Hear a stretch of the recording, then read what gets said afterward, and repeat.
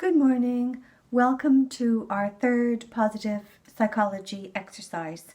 So I hope you're doing well with the first one, which was all about the self-care vision board. I hope you've really managed to find a place in your home where you can illustrate what self-care will look like and be continually revisiting that.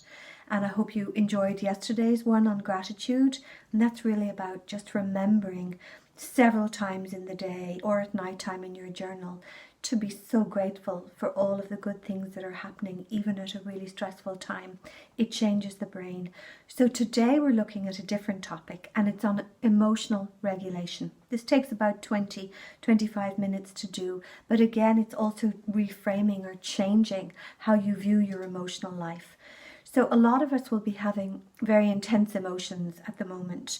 We might be more anxious or more fearful, or our mood might be lower, or we might be feeling very frustrated.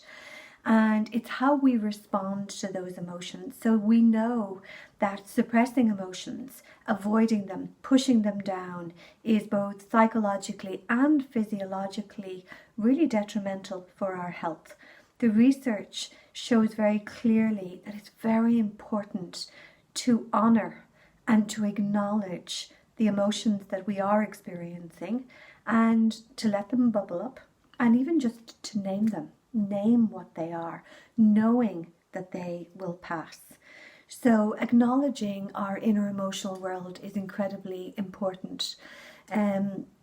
The Sufi poet Rumi wrote a beautiful poem called The Guest House. Some of you may know this poem. We sometimes use it in therapy as well with people during bereavement. It can be very, very helpful.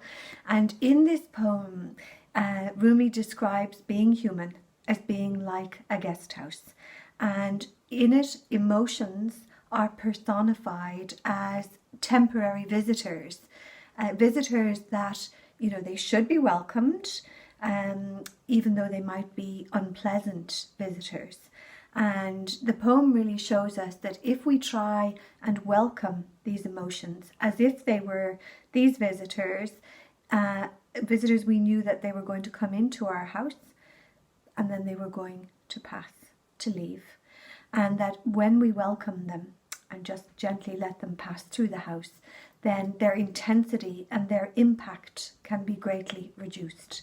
So we can use this poem to understand that our emotions are not permanent residents in the guest house, that they are transient guests.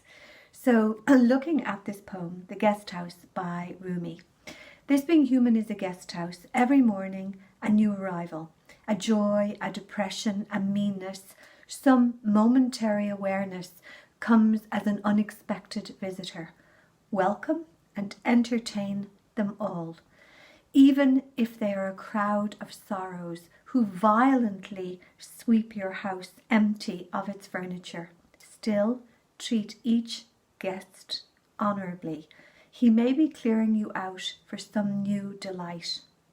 The dark thought, the shame, the malice, meet them all at the door, laughing, and invite them in. Be grateful for whatever comes, because each has been sent as a guide from beyond. So it's a beautiful poem, and you can see how it relates to our emotional world.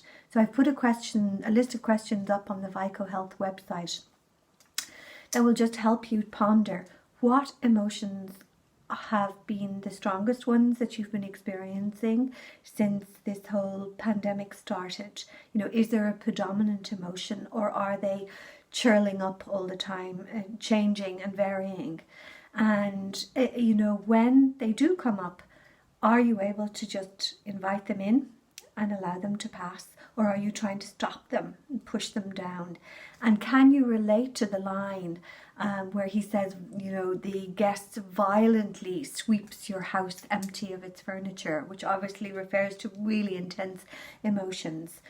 So all of the questions are there. You may want to have a look at them, and you may just want to ponder how you are responding to your inner emotional life and how you are allowing these emotions to come up, gently naming them and just allowing them to pass as if they were just visitors in your guest house.